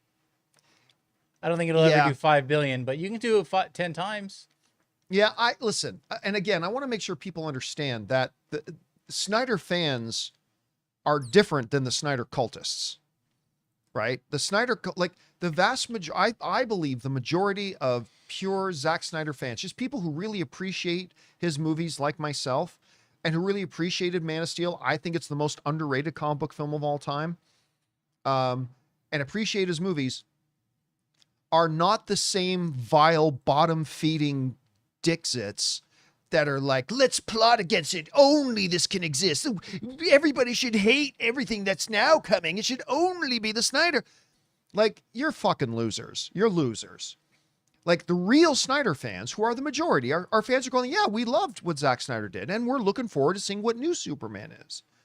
And so it's important. I see too often people just lump regular Snyder fans in with the Snyder cultists. And you shouldn't do that. Just because somebody's a Snyder fan and really appreciates the other work does not mean they're one of these losers. They are the minority, and just always remember that. Just because somebody's a Snyder fan doesn't mean they're one of the Snyder cultists. All right, what's next? All right. TFL says, you seem to have confused when I said Fortnite got its own storyline and lore. How can they make Fortnite for kids? It has already been done in comics and the game, so a screenwriter could just expand the kid-friendly lore for film. But then who's your market audience? There's such a wild difference between comic and actually trying to make a movie. Kid-friendly lore? The whole thing of the game is you run around and shoot people in the head. Look, I'm not saying it, look, be very clear. I'm not saying it can't be done. Audiences would be disappointed. But yeah, you try to do a Fortnite and then put out a kid-friendly thing. There are so many people are going to hate that. So many Fortnite fans are going to hate that. And it's one thing to do it in video game format. It's one thing to do it in a comic book page. It's another thing to do it in a movie. That's a different thing. Because I'll tell you what, if it was that simple, Fortnite, which is no longer as popular as it was, it's still super popular, but I mean, it's peak mega height of its popularity. A Hollywood studio would have made it by now. They really would have. And I guarantee you the reason they have not is if we make this in a way that can appeal to kids, the Fortnite fans are going to be pissed off. And if we try to market this film for families, but we have 75 headshots in it, the families are going to get pissed off. And it's not really worth putting our money behind. Again, I'm not saying it can't be done. I'm not saying it's never going to be done. Maybe somebody can crack the code, but I think every day that passes, as we get further and further away from the highest point of Fortnite's popularity, I think it becomes less and less likely. Again, but look how long it took to get a Minecraft movie made. Right? Yeah. Some people would argue they waited too long to do a Minecraft movie. Still, made over $900 million, right? So it ain't impossible, but I'm saying that's why it hasn't happened yet and why it's going to be difficult. Not impossible, but why it will be difficult to do that. All right, what's next? Raymond says, I know Dr. Ann and Ray are Lakers fans. What do you think of the Buss family selling their stake in Lakers for $10 billion? Do you think Mark Walter can drive the team to better heights? He also has stakes in Dodgers and Premier League team Chelsea. Yeah. So Ann and Ray, I mean, they grew up because their dad, my father-in-law, R.I.P., didn't grow up. He had them grow up as big Lakers fans. I couldn't believe it when I saw the news, man. For those you did not hear, remember the HBO show Winning Time? Oh, do I? John C. Reilly as Oh, Dr. do I? Jerry Buss. Best iteration of Magic Johnson I've ever seen. I mean, They just sold the team. Mm-hmm. His daughter, Jeannie, who, by the way, she won a title as the main governor of the team. And she remains governor, even after Yeah, that's the the sale. interesting thing. She's going to stay on as the governor of the team. But it is now by far the most valuable sports franchise in the world. Wow. Just selling for $10 billion. Guys, $10 billion. For context, George Lucas sold Star Wars for $4 billion. $10 billion. And the family keeps 15% ownership in the team, and Jeannie is still going to run the team. But here's where this new owner comes in. This new owner is also the majority owner of the Los Angeles Dodgers. You know what the Dodgers have done? Yes. Spent all the money. All the money in the history of mankind. They've spent it all. They went out and signed Ohtani, who might be the greatest baseball player to ever live. Mm-hmm. They just signed him to the biggest deal in baseball history. And they signed everybody else and paying ridiculous amounts of money. So what's going to happen now is you're going to have this team, the Buss family, who's not one of the richer family owners in the NBA, by the way. She's still going to run the team, and they've won a title. And now they're going to have a guy as the owner who loves spending money like he's flapping dollar bills at the pole, man. He spends money like nobody's business. You're going to see some contracts signed for this is nothing but good news if you're a Lakers fan. And it's post Doncic, which is like, wow. Yes, and now you got Luka, who's your future, and now they're going to be able to add whoever they want. Money's not going to be an issue for this team. Now, you're going to love that if you're a Lakers fan, and you're going to hate it if you're a fan of any other team in the league. Because this is going to become one of those things, like the luxury caps and all that these guys don't care about luxury taxes. They don't care about any of that. Nah. They're going to start throwing money around like it's going out of style, man. Anyway. All right, what's next? Sam with a two-parter. I'm loving the stuff coming out of Superman. Gunn's explanation of why Lex hates Clark makes perfect sense. It's like an artist looking at AI. Lex sees Superman and thinks humans no longer have to do things for themselves. And Corn Sweat gave great reasoning for why he wanted Superman to have the trunks. No, it wasn't good reasoning. Yeah, it was okay. It's okay, but it's because it's supposed to look sort of stupid because it makes him less scary to kids, because kids heroes they're like wrestlers, wear trunks and shorts like that. I think that's brilliant. No, I was never that's a lame. I'll be honest with you. I love David Corn Sweat. That's a lame thing. I was never terrified of Henry Cavill's Superman. I was never like, oh my God. Yeah, it's like, oh no, it's all blue. Like Too much blue. You know who else had trunks? Thanos. It's like, just to be more kid friendly. Yeah, I like, God bless David Corn Sweat, and I cannot wait to see him as Superman. I think he's going to be great. But yeah, I never bought that at all. That's ridiculous. That's ridiculous.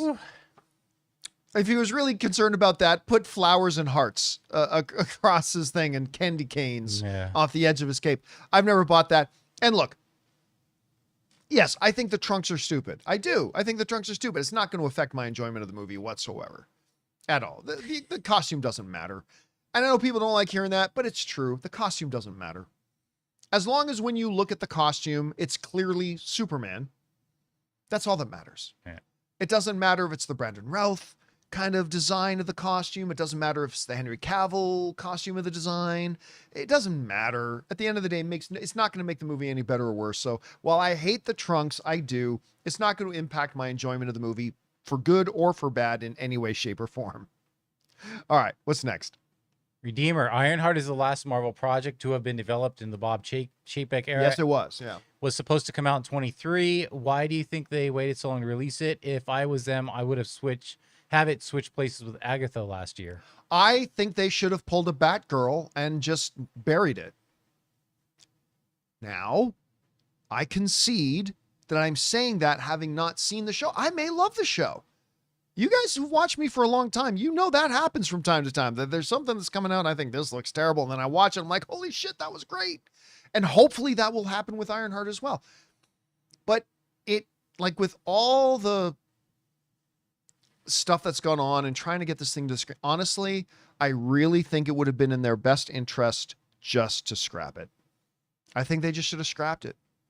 In a time when Marvel needs everything that they put out right now to be well received, even if nobody watches Ironheart, if it's bad, and again, I don't know for a fact that it is, I haven't seen it yet. Hopefully it's great. But if it's bad, it's going to set them back a little bit. And it would have just been better just to scrap the whole thing. So I don't know. We'll see. I mean, maybe I'll watch this and think, yeah, man, this was the right decision to put it out. It has a place and it's not bad. Or maybe I'll come out of it going, man, they really should have just buried this thing and thrown it away because they're going to hurt their cinematic universe. They're going to hurt their cinematic universe. Yeah. And again, so we'll see when we see it. It's less than a week away now, so we'll know soon enough. All right, what's next? James LH says, John, I have been going to cinema here in the UK since my childhood, seeing Star Wars in 1978. Nice. Yes, January 78 was the UK release. Subscriptions are the best thing for moviegoers, and just to recognize that, Cineworld's celebrating 25 years of unlimited in July. Guys, listen, I'll again, with all the crap, the rightfully deserved crap that I rightfully give to AMC all the time. By the way, guys, again, friendly reminder, if you go to an AMC theater, do not buy any of their, I highly encourage you not to buy any of their overpriced popcorn, soda, whatever. They steal so much time from you that you should not be giving them any more money than necessary. Eat before you go to the movie. Sneak food in if you want, if that's your sort of thing. But do not buy, don't give them any more of your money. Until they start showing the movies much closer to when they tell you the movie's starting, do not give them any more of your money. I haven't bought a single thing from their concession stand. I've gone to 4 movies at an AMC theater since I've taken this kind of position for myself. And I figure at about $25 a pop, between getting some popcorn and soda and maybe some chocolate covered almonds for me and Ann both, probably minimum $25, maybe even 30. I have AMC, because they've made the decision to add another commercial to their thing. They've probably, just from me alone, they've lost out probably on $100 to $120 just in the last couple of weeks. Hope it's worth it to you, AMC. You bunch of fucking idiots. Anyway, with all the crap I give AMC, rightfully so, their AMC A-list is a masterpiece. Cineworld in the UK has been doing it longer, but I'm telling you, man, AMC's A-list is an absolute masterpiece. Give credit where it's due. You can have up to 4 movies booked. I've got them all filled up right now. I got my 28 Years Later. I got my F1 screening coming up on the 23rd. I got my Superman coming up. I've got my Fantastic Four tickets. I mean, you can have up to 4 reservations at any time. See up to 4 movies a week, 16 movies a thing, 16 movies a month for like $28. It's awesome. It's awesome. So with all the other miserable, horrible, idiotic mistakes that and vile things that AMC does, give them credit, man. AMC A-list is chef's kiss. It's fantastic. It's brilliant. They've knocked it out of the park. Whoever came up with that should run the rest of their things and get rid of the idiot they've got as their CEO right now. Anyway. All right, what's next? Okay, Justin says, I haven't heard you speak much of it. I know you're not a fan, but growing up in the 90s, I loved I Know What You Did Last Summer and Scream. I love the new trailer for I Know, and I can't wait to see Nev Campbell back in Scream. What are your thoughts on these? Oh, it's a $20 tip, by the way. Oh, thank you so much for that, man. I was never a big fan of I Know What You Did Last Summer, to be honest with you. Like, I've never hated it. It's just a movie from that period of time. Listen, I don't like the trailer for the new one. I have a huge amount of respect for Freddie Prinze Jr. I like him a lot. I'm a big fan of Freddie's. I think he's a wonderful dude. The whole bit, and I'll probably go see this movie just because Freddie's in it. But I'll be honest, I don't think it looks that good. The Scream franchise is one I've never been all that big on. Like, I like the first one as much as anybody. Like, I've never actually seen any of them. Really? Yep. The first one was kind of genre defining in many ways, right? It's not like my top 10 favorite horror films of all time, but I like the first one. Never cared about any of the rest of them. Until like 2 ones ago. Not the most recent one, but the one right before that. I went to go see that. I'm like, hot damn, this one was really good. It was the first one that had, what's her name from Wednesday? Oh, Jenna yeah. Ortega. Jenna Ortega. It's the first one that had Jenna Ortega and Barrera in it. That's the first Scream movie that had those 2 in it. That was really enjoyable. Like that, I think I really enjoyed. All the rest of them have been hit or miss, to be honest with you. But yeah, that first one with Jenna Ortega I thought was great. I really enjoyed it. All right, what's next? We got Brian with a 2-parter. Isn't it crazy to think how absolutely different everything would look right now had James Gunn never been fired and he actually became the architect of the MCU? I believe phase 4 and 5 would have been completely different. And DC, oh my God, DC would have had more of the same. Hits and misses, Mel Gibson's Suicide Squad, Emerald Fennell's Zatanna, Gareth Evans' Deathstroke, Joss Whedon's Batgirl, etc. Worst part of this alternate timeline, Matt Reeves probably would have been asked to leave.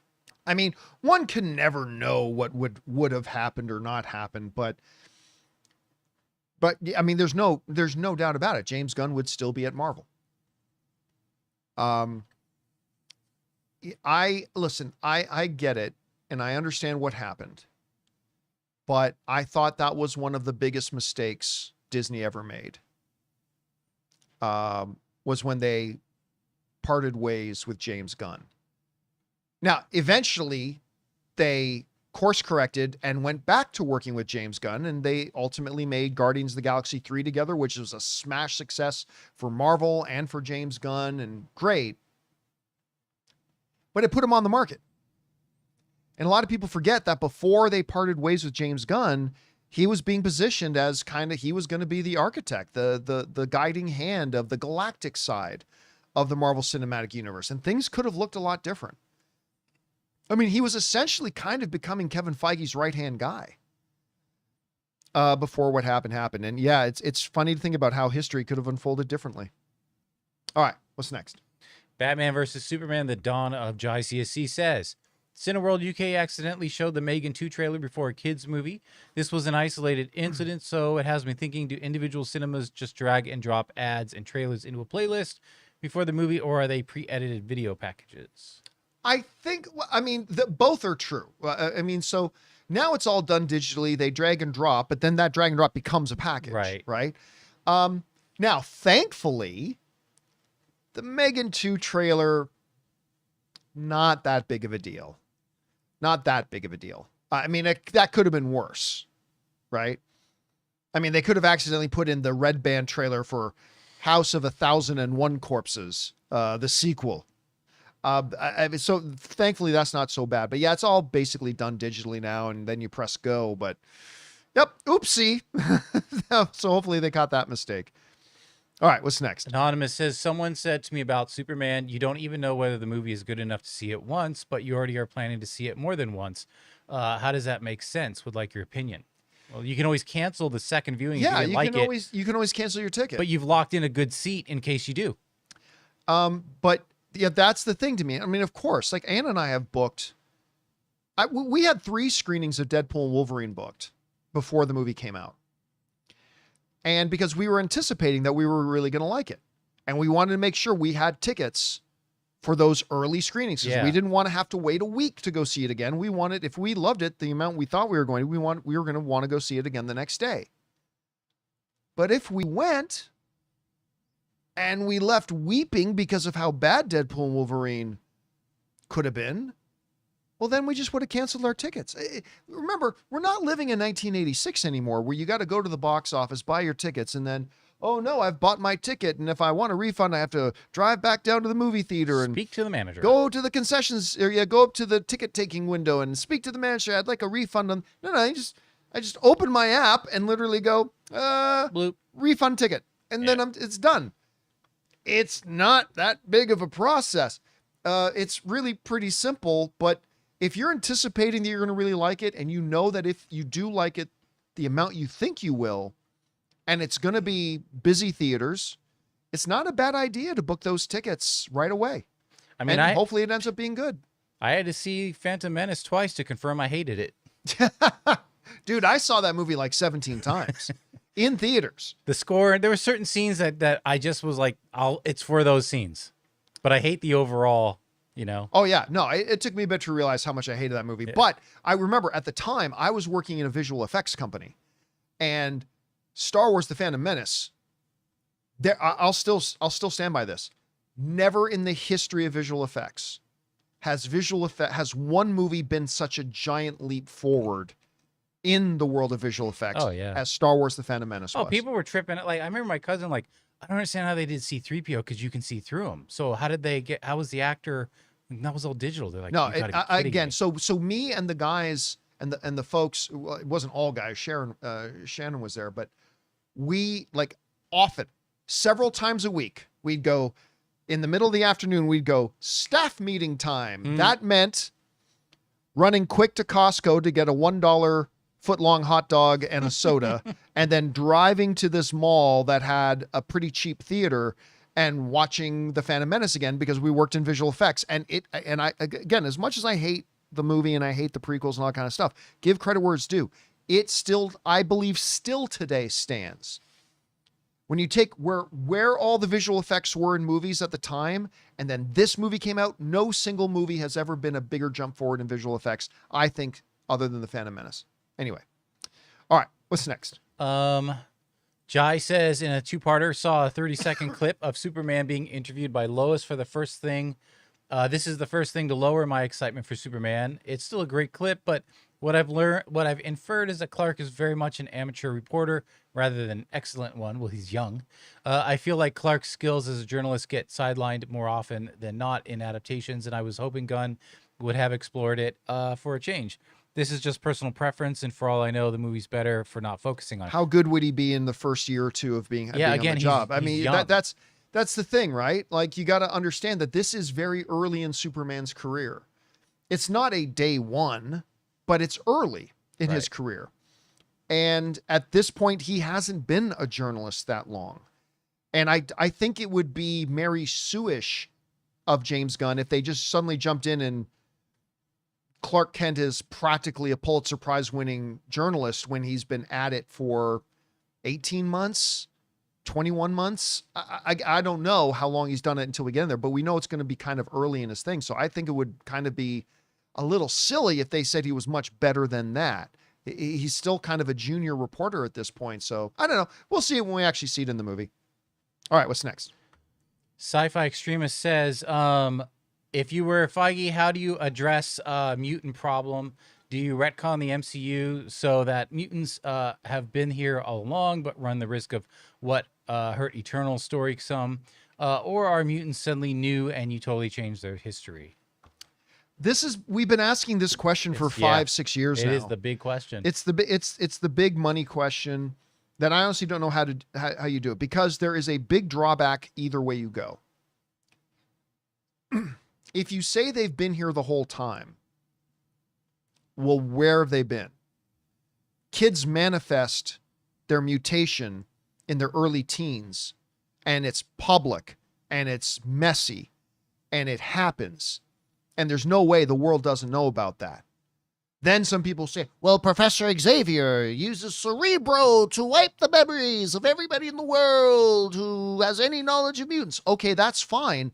But 5 minutes after Charles does that, another teen somewhere manifests their mutant ability somewhere. Yeah. So basically, Charles Xavier has to live 24/7 in Cerebro doing nothing but wiping people's memories of what mutants are. That's why he's pulled all his hair out. That's why he's bald. So, yeah, I mean, there's that big... Well, if they've been here the whole time, well, then where the hell have they been? The other way also has a big problem. Is that, well, they're brand new. Well, then you're getting rid of everything that makes X-Men X-Men. The thing about that, they represent the civil rights movement, right? They represent this idea of we are different and the world fears and hates us because we're different. Mm-hmm. I mean, essentially, the story of the X-Men is a DEI story. And that's what it is. And to take that away, that this is an entire group of the population who's been fighting against prejudice and hatred and just for being what they are. And you take that away and you take away the background of the history of Charles Xavier and Eric having been friends at one time and then starting to develop in very much a Malcolm X and Dr. Martin Luther King paradigm of developing very different opinions about how mutants should then handle the human problem. One is to work and fight to protect humanity and to show humanity that we can coexist and be blah. The other being is, there's no way to do that. We are now homo superior. We are better than them. We're the future, Charles, not them. You get rid of all of that if you just say mutants are new. And that's why for 5+ years, we've all been like, how are they going to pull this off? Mm-hmm. It's not easy. And listen, what we all have to accept right now is that there is no perfect solution. There's no perfect solution. That Kevin Feige is just going to have to come up with the best possible option. And whatever option Kevin comes up with, and I'm sure he's the best one to come up with an option, but whatever option he comes up with is going to have some drawbacks. And again, I don't believe anybody's more qualified to come up with a solution than Kevin, but it's such a predicament that whatever solution he comes up with, we just got to accept right now and be forgiving of the fact that it's going to come with some drawbacks, and we'll just have to see what they are. All right, what's next? Jerry, hi guys, regarding the new MCU's 2028 release date, I think it could be Strange 3 or Black Panther 3 on Christmas date and X-Men on the summer date. Do you think it could be plausible? Plausible, yes. Likely, no. I don't think I don't think you take that ultimate release window and you drop a Doctor Strange 3 or a Black Panther 3 or whoever won or whatever. I think that is a major event window. That's a Star Wars or an Avatar or an Avengers level, which would be X-Men, kind of movie. So I don't think possible. Yes. Plausible. Yes. Likely. I would say no, but we'll see. All right. What's next? Sci-Fi Extremist says, this is the final 3 here. Look Up in the Sky. The Amazing Story of Superman is a free on DC YouTube. A documentary from 2006 about Superman, him being a modern myth, and great hype for the new movie. Plus shows how public perception got screwed by Man of Steel, but highly recommend. How did public perception of Superman get screwed by Man of Steel? Mm-hmm. Man of Steel did not screw the public perception of Superman. I don't know what you're talking about there. So that's right around the time when Brandon Routh's Superman Returns came out. Right. So probably that documentary was piggybacking on what was going on with Superman Returns. Wouldn't it be funny if there's some of Robert Meyer Burnett's footage in there? I wouldn't be surprised if it did. For those of you who don't know, Robert Meyer Burnett worked as a documentarian on the set of Superman Returns. He shot or not all of, but a lot of the behind the scenes stuff for that movie. But yeah, and hopefully this documentary covers the fact that Superman was created by a Canadian. Just saying. Truth, justice, in the Canadian way, eh? All right, what's next? Mr. I, two-parter, says, I can see December 2028 being a Secret Wars Part 2, say in Doomsday or Secret Wars Part 1 on the Fox X-Men. Wait a minute. I can see December 2028 being a Secret Wars Part 2, say in Doomsday. He's saying, say in Doomsday. Oh, say in or Doomsday. Secret Wars Part 1. On the Fox X-Men die. In May 2028, you can introduce the new MCU X-Men in a movie that ends with them on Battle World, allowing Secret Wars Part 2 to be an epic ending for the old. But here's the problem, Mr. I. Now you're saying that Secret Wars is actually a 3-part movie, right? So you're Doomsday, saying Secret Wars. Now you're saying you got Secret Wars Part 1, and then basically Secret Wars Part 2 is the stuff you're talking about with the X-Men, and then the second part is Secret. Now you're saying it's a 3-part movie. Again, I just don't see that. That's not something you pivot to. That would require it could be already being completely built into your story. So I just don't see it happening. Now maybe that December 2028 isn't X-Men, but I don't think, for all the reasons we talked about in the show, I just don't see it being remotely feasible that it's Secret Wars Part 2, especially. And I think it becomes actually even more complicated. The way you're laying it out, I just don't think that's, I don't think that's doable or a good idea, to be honest with you. Anyway, was that it? Well, and he just follows up saying, if Feige is retiring after Secret Wars, it could be a great final bow. He's earned that. Well, if he's retiring after Secret Wars, then he's retiring after Secret Wars, whether you do a Part 1, Part 1.5, or a Part 2. I mean, right? I mean, it's kind of the thing. Now, I kind of, I just don't see it at all being a realistic thought. I just don't see it being plausible. Yeah. And all right, guys, we've gone overtime. That'll do it for today's installment of the John Campea Show podcast. Thank you so much, guys, for being here and making our little show part of your day. Big special thank you to all you guys who sent in the questions. Number one, because you gave us great fun things to talk about. But number two, you supported this channel as you did it. And all of us involved with the show, thank you guys so very much for your support.